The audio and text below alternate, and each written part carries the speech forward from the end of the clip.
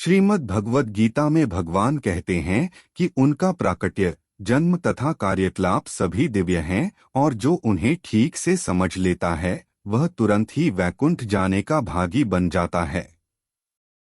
भगवान का प्राकट्य या जन्म किसी सामान्य पुरुष का सा नहीं होता जिसे विगत कर्मों के आधार पर भौतिक शरीर धारण करने के लिए बाध्य होना पड़ता है। भगवान के प्राकट्य की व्याख्या द्वितीय अध्याय में की गई है कि वे स्वेच्छा से प्रकट होते हैं। जब भगवान के अवतार लेने का समय निकट आ गया तो नक्षत्रगण अत्यंत शुभ हो गए। रोहिणी नक्षत्र भी, जो फलित ज्योतिष के अनुसार शुभ माना जाता है, प्रबल था। रोहिणी ब्रह्मा के प्रत्यक्ष संचालन के अंतर्गत माना जाता है। ज्योतिष के अनुसार नक्षत्रों की उपयुक्त स्थिति के अतिरिक्त विभिन्न ग्रहों की भिन्न भिन्न स्थितियों के कारण शुभ तथा अशुभ क्षण उपस्थित होते रहते हैं। श्री कृष्ण के जन्म के समय सारे ग्रह स्वयमेव इस तरह स्थित हो गए कि सब कुछ शुभ बन गया। उस समय पूर्व, पश्चिम, दक्षिण, उत्तर सभी दिशाओं में शांति और संपन्नता का वातावरण था। आकाश में शुभ नक्षत्र दिख रहे थे और पृथ्वी पर सभी नगरों तथा ग्रामों या गोत्रों में तथा जनवरी से जनवरी के मन में सौभाग्य के लक्षण दृष्टिगोचर हो रहे थे। नदियां जल से पूर्ण होकर प्रवाहित हो रही थीं और सरोवरों में सुंदर कमल खिले हुए थे। जंगल सुंदर पक्षियों एवं मोरों से पूर्ण थे। जंगल से सारे पक्षी मधुर वाणी में गाने लगे और मयूर मयूरियों के साथ नाचने लगे। वायु अपने साथ विविध पुष्पों की सुगंध लेकर मंद मंद बहने लगी, जिसका सुखद स्पर्श मन को मोहने लगा था। जो ब्राह्मण अग्नि में यज्ञ करने के अभ्यस्त थे, उन्हें आहुति के लिए अपने अपने घर अत्यंत सुहावने लगने लगे। आसुरी राजाओं के उत्पातों के कारण ब्राह्मणों के घरों में हवनादि यज्ञ लगभग बंद हो चुके थे, किंतु अब उन्हें शांतिपूर्वक यज्ञादि करने के अवसर प्राप्त हो रहे थे।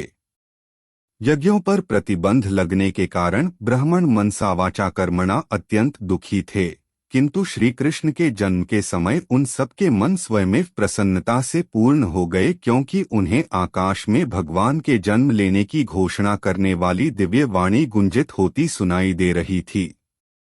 गंधर्व और किन्नर लोक के वासी गाने लगे तथा सिद्ध और चारण लोक के वासी भगवान की सेवा में प्रार्थनाएं करने लगे। स्वर्ग लोक में देवता अपनी अपनी पत्नियों तथा विद्याधर अपनी अपनी पत्नियों के साथ नाचने लगे। ऋषि मुनि तथा देवता प्रसन्न होकर फूल बरसाने लगे। समुद्र तट पर हल्की हल्की तरंगों की ध्वनि सुनाई दे रही थी और समुद्र के ऊपर आकाश में बादल थे जो मोहक गर्जना करने लगे थे। जब ऐसा संयोग उपस्थित हो गया तो घटघटवासी भगवान विष्णु अंधेरी रात में भगवान के रूप में देवकी के समक्ष प्रकट हुए, जो एक देवी जैसी लगती थीं। उस समय भगवान विष्णु के प्राकट्य की तुलना रात्रि के समय पूर्व दिशा में उदित होने वाले पूर्ण चंद्रमा से की जा सकती थी। यहाँ यह आपत्ति उठाई जा सकती है कि चूंकि भगवान श्री कृष्ण अष्टमी के दिन उत्पन्न हुए, अतः उस दिन पूर्ण चंद्रमा उदय हो ही नहीं सकता। इसके उत्तर में यह कहा जा सकता है कि भगवान श्री कृष्ण उस वंश में उत्पन्न हुए जो चंद्रमा की वंश परंपरा में था। अतः यद्यपि उस रात्रि को चंद्रमा अधूरा था, किंतु चंद्रमा के वंश में ही भगवान के जन्म लेने के कारण चंद्रमा अत्यधिक प्रसन्न था। अतः भगवान श्री कृष्ण की कृपा से वह पूर्ण चंद्र के रूप में उदय हुआ। खमानिक्य नामक ज्योतिष ग्रंथ में भगवान श्री कृष्ण के जन्म के समय नक्षत्रों का अत्यंत सुंदर वर्णन मिलता है। उससे पुष्टि होती है कि उस शुभ क्षण में उत्पन्न यह शिशु परम ब्रह्मा या परम सत्य था। वसुदेव ने उस आश्चर्यजनक बालक को देखा जिसके 4 हाथ थे, जिनमें वह शंख, चक्र, गदा तथा कमल पुष्प धारण किए था, जो श्रीवत्स चिन्ह से सुशोभित था, जो कौस्तुभ मणि की माला पहने था, पीतांबर धारण किए चमकीले श्याम बादल की तरह लग रहा था, जिसका मुकुट वैदूर्य मणि से अलंकृत था, जो पूरे शरीर में मूल्यवान कंगन, कुंडल तथा अन्य आभूषण धारण किए था और जिसका सिर केशराशि से अलंकृत था। बालक के अद्वितीय रूप के कारण वसुदेव आश्चर्यचकित हो गए। नवजात शिशु इस तरह कैसे आभूषित हो सकता है? आठ वे समझ गए कि अब भगवान श्री कृष्ण प्रकट हो गए हैं और इस अवसर पर वे अभिभूत हो गए। वसुदेव ने विनीत भाव से आश्चर्य प्रकट किया कि यद्यपि वे भौतिक प्रकृति द्वारा बद्ध सामान्य जीव हैं और ऊपर से कंस द्वारा बंदी है, तो भी सर्वव्यापी भगवान विष्णु या श्री कृष्ण अपने मूल रूप में उनके घर शिशु रूप में प्रकट हुए हैं। कोई भी संसारी बालक आभूषणों एवं सुंदर वस्त्रों से सजकर, चार भुजाओं सहित और भगवान के समस्त चिन्हों से युक्त उत्पन्न नहीं होता। वसुदेव बारंबार उस बालक को निहार रहे थे और विचार कर रहे थे कि इस शुभ वेला को किस तरह मनाएं। वे सोचने लगे, सामान्यतया जब पुत्र उत्पन्न होता है तो लोग उस अवसर पर खुशियां मनाते हैं और एक मैं हूं कि मेरे बंदी होते हुए भगवान ने मेरे घर जन्म लिया है। मुझे तो इस शुभ उत्सव को बारंबार मनाने के लिए तैयार रखना चाहिए। जब वसुदेव ने, जिनका दूसरा नाम आनकदुंदुभी हैं, अपने नवजात शिशु को देखा तो वे इतने प्रसन्न हुए कि उनमें ब्राह्मणों को कई हजार गायें दान देने की इच्छा प्रकट हुई। वैदिक प्रणाली के अनुसार जब भी क्षत्रिय राजमहल में कोई शुभ उत्सव मनाया जाता है तो राजा प्रसन्नता के कारण अनेक वस्तुएं दान में देता है। ब्राह्मणों तथा ऋषियों को स्वर्णाभूषणों से मंडित गायें दी जाती हैं।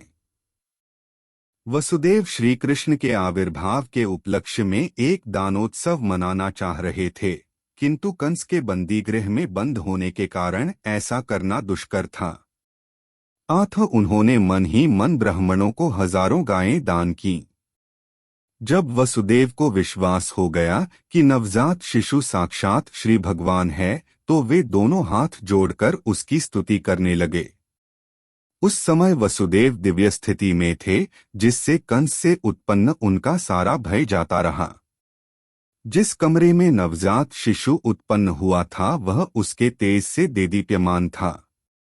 तब वसुदेव ने प्रार्थना करनी प्रारंभ की, हे भगवान, मैं जानता हूं कि आप कौन हैं।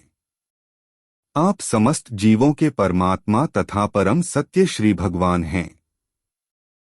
आप अपने ही शाश्वत रूप में प्रकट हुए हैं, जिसका हम प्रत्यक्ष अवलोकन कर रहे हैं।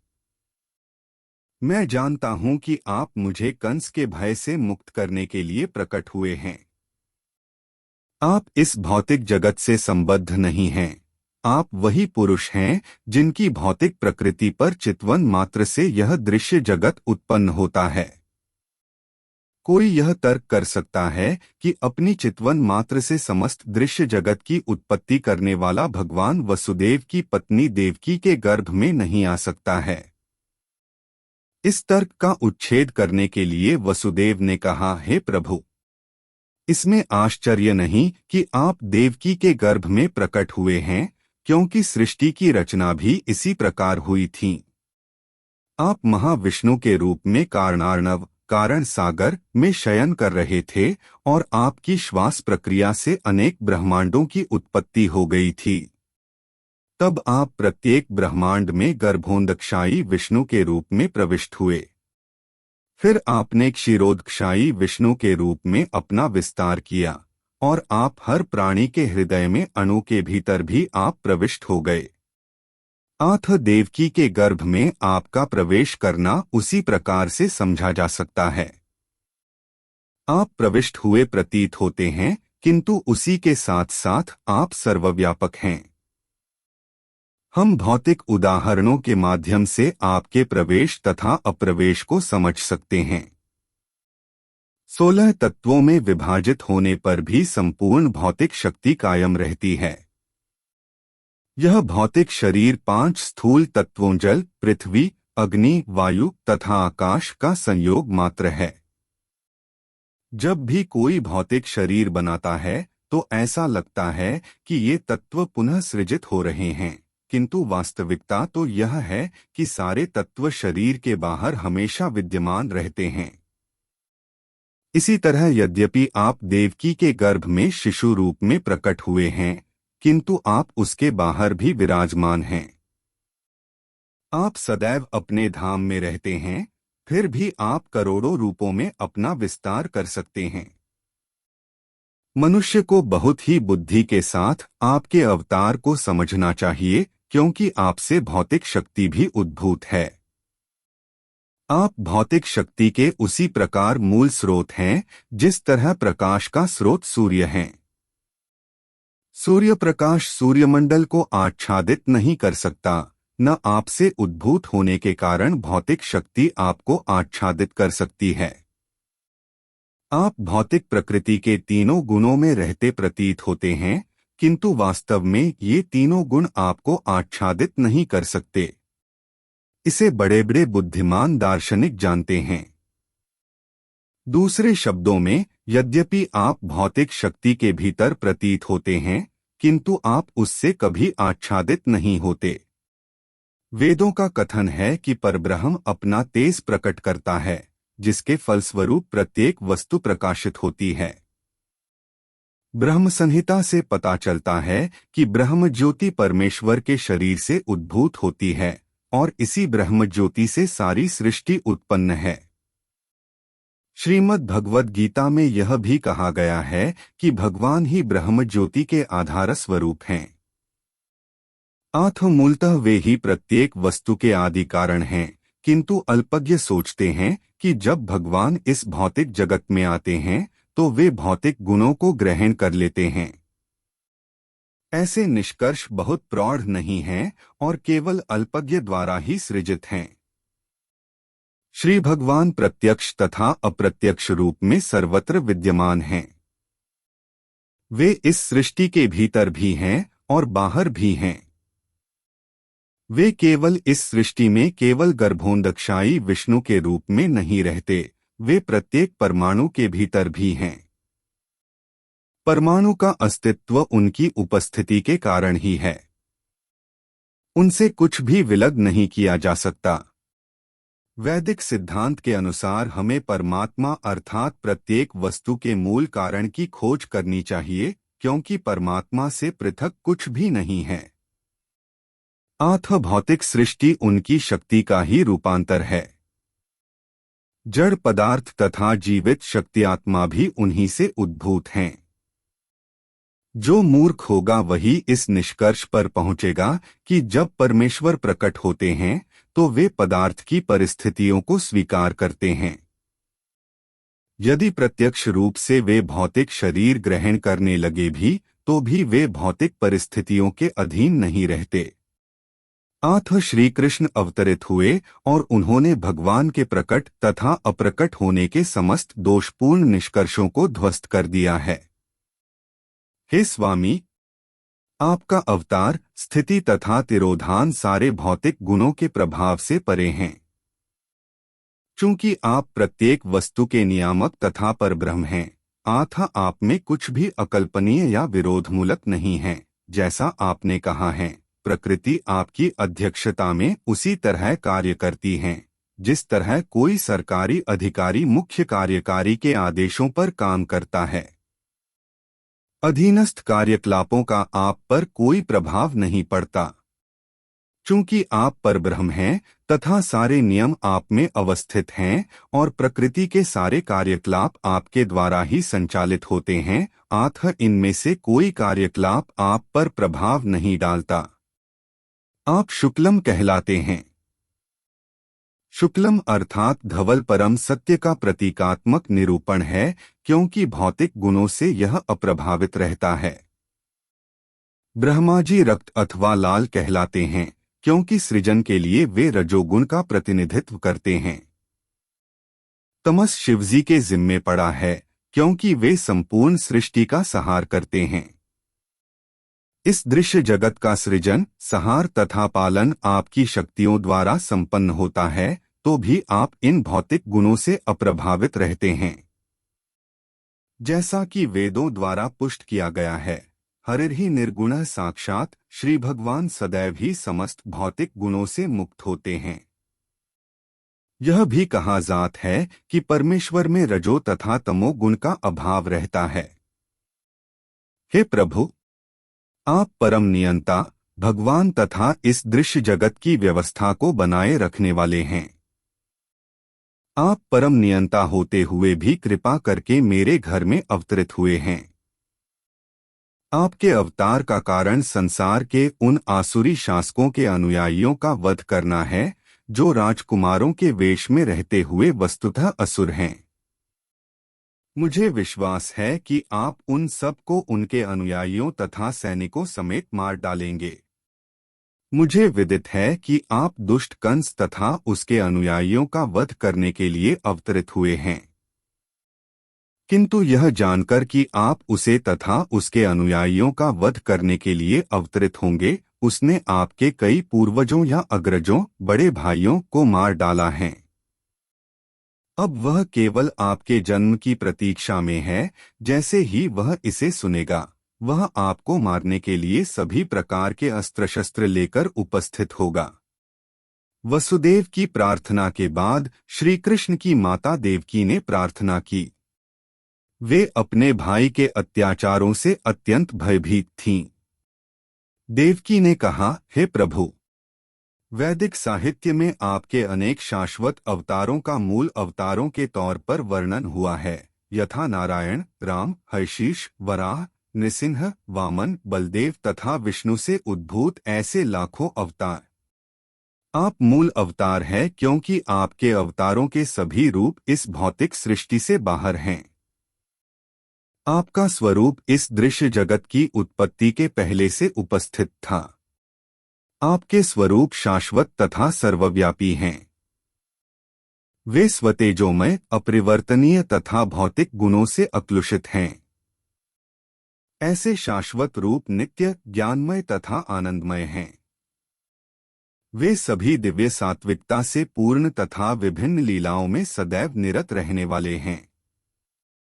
आपका कोई एक ही विशेष रूप नहीं होता। ऐसे अनेक दिव्य रूप स्वतंत्र हैं। मैं जानती हूं कि आप परमेश्वर विष्णु हैं।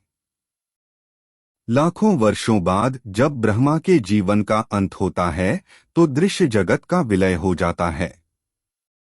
उस समय पृथ्वी, जल, अग्नि, वायु तथा आकाश ये 5 तत्व महत्तत्व में प्रवेश कर जाते हैं।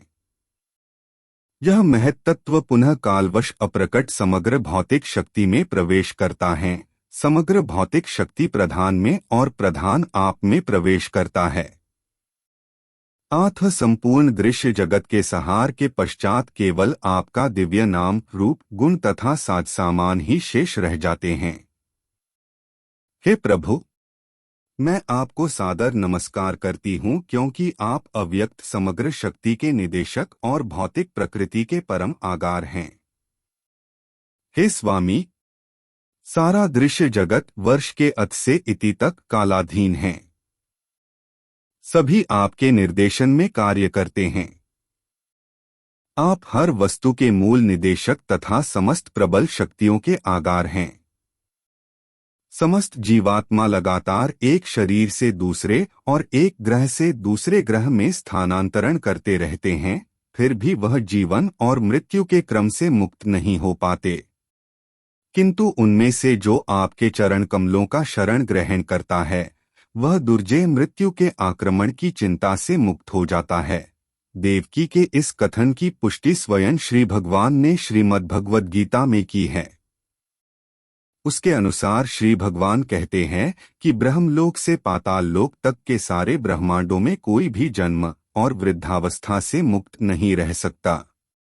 किंतु श्री भगवान कहते हैं, जो मेरे लोक में प्रवेश करता है उसे फिर कभी भौतिक जगत में नहीं आना पड़ता। अतः आपसे मेरी प्रार्थना है कि आप मुझे उग्रसेन के पुत्र कंस के क्रूर हाथों से बचाएं। कृपा करके मुझे इस भयावह स्थिति से उबारें क्योंकि आप अपने सेवकों की रक्षा करने के लिए सदैव उद्यत रहते हैं। भगवान ने इस कथन की पुष्टि श्रीमद् भगवद गीता में अर्जुन को आश्वस्त करते हुए की है। तुम संसार को बता दो कि मेरा भक्त कभी नष्ट नहीं होता। इस प्रकार रक्षा करने के लिए प्रार्थना करते हुए माता देवकी ने अपना वात्सल्य व्यक्त किया। मुझे ज्ञात है कि आपके इस दिव्य स्वरूप का दर्शन सामान्यतया ऋषिगण ध्यान में करते हैं, किंतु मैं अभी भी डर रही हूँ कि जो ही कंस को पता चल जाएगा कि आपका जन्म हो चुका है तो वह आपको हानि पहुंचा सकता है।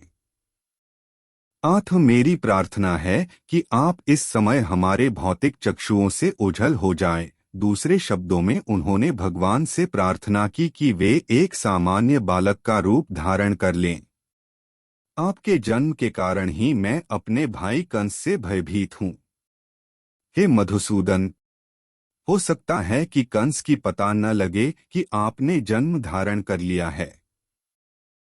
मेरी प्रार्थना है कि आप अपने इस चतुर्भुज रूप को, जिसमें आप विष्णु के 4 चिन्ह शंख, चक्र, गदा तथा कमल धारण किए हैं, छिपा लें। हे प्रभु, आप दृश्य जगत के प्रलय के अंत में सारे ब्रह्मांड को अपने उदर में धारण करते हैं, फिर भी आप अपनी विशुद्ध कृपावश मेरे गर्भ में प्रकट हुए हैं। मुझे आश्चर्य है कि आप अपने भक्तों को प्रसन्न करने के लिए सामान्य मनुष्य के कार्यकलापों का अनुकरण करते हैं। देवकी की प्रार्थना सुनकर भगवान ने उत्तर दिया, हे माता, स्वयंभुव मनु के कल्प में मेरे पिता वसुदेव एक प्रजापति के रूप में थे जिसका नाम सुतपा था और आप उनकी पत्नी प्रश्नि थीं। उस समय ब्रह्मा ने प्रजा बढ़ाने की इच्छा से आपसे संतान उत्पन्न करने के लिए कहा। आपने अपनी इंद्रियों को वश में करते हुए कठोर तपस्या की। योग पद्धति में प्राणायाम का अभ्यास करते हुए आप पति पत्नी दोनों ने वर्षा, वायु, कड़कती धूप जैसे भौतिक नियमों के सारे प्रभावों को सहन किया। आपने समस्त धार्मिक नियमों का भी पालन किया। इस प्रकार आपका हृदय निर्मल हो गया और भौतिक नियम के प्रभावों पर भी नियंत्रण प्राप्त हो गया। तपस्या करते हुए आप वृक्षों के नीचे भूमि पर गिरी हुई पत्तियों मात्र का आहार करती रहीं।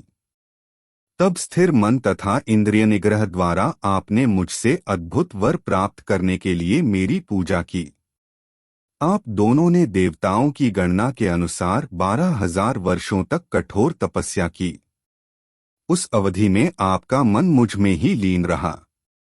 जब आप भक्ति कर रही थीं और अपने मन में निरंतर मेरा ध्यान कर रही थीं, तब मैं आपसे अत्यधिक प्रसन्न हुआ। हे निष्पाप माता, आपका अंतःकरण नित्य ही विशुद्ध है। उस समय भी मैं आपके समक्ष इसी रूप में आपकी इच्छा पूर्ति के लिए प्रकट हुआ था और आपसे मनवांछित वर मांगने के लिए कहा था। उस समय आपने चाहा था कि मैं आपके पुत्र रूप में जन्म लूं। यद्यपि आपने मेरा साक्षात दर्शन किया था, तथापि आपने मेरी माया के प्रभाव के कारण व्यापक भवबंधन से पूर्ण मुक्ति न मांगकर मुझे अपने पुत्र के रूप में मांगा था।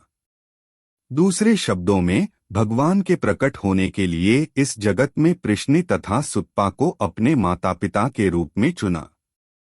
जब भी भगवान मनुष्य रूप में अवतरित होते हैं, उन्हें माता पिता की आवश्यकता होती है। फलतः उन्होंने प्रश्नि तथा सुतपा को शाश्वत माता पिता के रूप में चुना, इसलिए प्रश्नि तथा सुतपा दोनों ही मुक्ति की याचना न कर सके। मुक्ति उतनी महत्वपूर्ण नहीं होती जितनी कि भगवान की दिव्य प्रेमा भक्ति होती है। भगवान चाहते तो प्रश्नि तथा सुतपा को तुरंत मुक्ति प्रदान कर सकते थे, किंतु अपने विभिन्न अवतारों के लिए उन्हें इसी भौतिक जगत में बनाए रखना श्रेयस्कर समझा, जैसा कि आगे वर्णन किया जाएगा। भगवान से उनके माता पिता बनने का वर प्राप्त करके प्रश्नि तथा सुतपा दोनों अपनी तपस्या छोड़कर घर चले आए और पति पत्नी के रूप में रहने लगे, जिससे वे साक्षात परमेश्वर को पुत्र के रूप में उत्पन्न कर सकें। कालक्रम से प्रश्नि गर्भवती हुई और एक शिशु को जन्म दिया। भगवान ने वसुदेव तथा देवकी से कहा, उस समय मेरा नाम प्रश्निगर्भ था। अगले कल्प में आपने अदिति तथा कश्यप के रूप में जन्म लिया और तब मैं उपेंद्र नाम से आपका पुत्र बना। उस समय मेरा स्वरूप एक बौने जैसे था जिससे मैं वामनदेव के नाम से विख्यात हुआ। मैंने आपको वर दिया था कि मैं 3 बार आपके पुत्र रूप में जन्म धारण करूंगा। पहली बार मैं पृश्नि तथा सुप्पा से जन्म लेकर पृश्निगर्भ कहलाया। दूसरी बार मैं अदिति तथा कश्यप से जन्म लेकर उपेंद्र कहलाया। और अब तीसरी बार मैं देवकी तथा वसुदेव से श्री कृष्ण नाम से उत्पन्न हुआ हूँ। मैं इस विष्णु रूप में इसलिए अवतरित हुआ हूँ कि आपको विश्वास दिला सकूं कि उसी श्री भगवान ने पुनः जन्म धारण किया है। मैं चाहता तो एक सामान्य शिशु के रूप में प्रकट हो सकता था, किंतु तब आपको विश्वास न होता कि आपके गर्भ से मुझ भगवान ने ही जन्म लिया है। हे मेरे माता पिता, इस तरह आपने कई बार अत्यंत लाड़ प्यार से अपने पुत्र के रूप में मुझे पाला पोसा है। आत्म मैं अत्यधिक प्रसन्न हूँ और आपका अत्यंत कृतज्ञ हूँ। मैं विश्वास दिलाता हूँ कि इस बार आप अपने उद्देश्य को पूरा करके भगवत धाम को वापस जाएंगे। मैं मानता हूँ कि आप मेरे लिए चिंतित हैं और कंस से भयभीत हैं। आत्म मेरा आदेश है कि आप तुरंत ही मुझे गोकुल ले चलें और यशोदा की नवजात कन्या से जो अभी अभी उत्पन्न हुई है, मुझे बदल लें। अपने पिता माता को इस प्रकार कहकर उनकी उपस्थिति में भगवान सामान्य बालक बन गए और मौन हो गए। श्री भगवान का आदेश पाकर वसुदेव अपने पुत्र को प्रसूतिगृह से बाहर ले जाने के लिए तैयार हो गए। ठीक उसी समय नंद तथा यशोदा के एक कन्या उत्पन्न हुई थीं। यह योग माया थी, अर्थात वह भगवान की अंतरंगा शक्ति थी।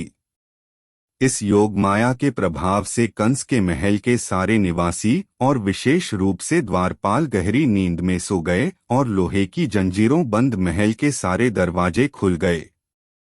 रात अत्यंत अंधेरी थी, किंतु ज्यों ही वसुदेव श्री कृष्ण को अपनी गोद में लेकर बाहर निकले तो उन्हें सब कुछ दिखने लगा मानो सूर्य का प्रकाश हो। चैतन्य चरितामृत में कहा गया है कि श्री कृष्ण सूर्य प्रकाश के तुल्य हैं और जहाँ भी श्री कृष्ण रहते हैं वहाँ अंधकार रूपी माया नहीं रह सकती। जब श्री कृष्ण को वसुदेव ले जा रहे थे तब रात्रि का अंधकार दूर हो गया। कारागार के सारे द्वार स्वतः खुल गए। साथ ही आकाश में गंभीर गर्जना हुई और भीषण वर्षा होने लगी। जब वसुदेव इस वर्षा में अपने पुत्र को जा रहे थे तो भगवान शेष ने नाग का रूप धारण करके वसुदेव के सिर के ऊपर अपने फन फैला दिए, जिससे वृष्टि से उन्हें बाधा न पहुंचे। वसुदेव यमुना में तट पर आए तो देखा कि यमुना के जल में गरजती लहरें उठ रही है और सारा पाट फेनिल हो उठा है। इतने पर भी यमुना ने वसुदेव को नदी को पार करने के लिए मार्ग दे दिया, ठीक उस प्रकार जिस प्रकार सेतुबंध के समय हिंद महासागर ने भगवान रामचंद्र को रास्ता दे दिया था। इस प्रकार वसुदेव ने यमुना पार की। उस पार वे नंद महाराज के गोकुल स्थित निवास स्थान में गए, जहां उन्होंने देखा कि सारे ग्वाले गहरी नींद में सोए हुए थे। इस अवसर का लाभ उठाकर वे यशोदा के घर में चुपके से घुस गए और बिना किसी कठिनाई के अपने पुत्र को रखकर बदले में यशोदा की नवजात पुत्री को उठा लाए। इस प्रकार चुपके से घर में घुसकर लड़के को लड़की से बदल लेने के बाद वे पुनः कंस के कारागार में लौट आए तथा पुत्री को देवकी की गोद में रख दिया। उन्होंने पुनः हथकड़ी बेड़ियां पहन ली, जिससे केस को यह पता न चल पाए कि इतनी सारी घटनाएं घट चुकी हैं। माता यशोदा समझती थीं कि उनके एक शिशु उत्पन्न हुआ है, किंतु प्रसव पीड़ा से थक जाने के कारण वे प्रगाढ़ निद्रा में थीं। जब वे जागीं तो उन्हें याद न रहा कि उनके पुत्र हुआ है या पुत्री। इस प्रकार लीला पुरुषोत्तम भगवान श्री कृष्ण के अंतर्गत भगवान श्री कृष्ण का जन्म नामक तीसरे अध्याय का भक्तिवेदांत तात्पर्य पूर्ण हुआ।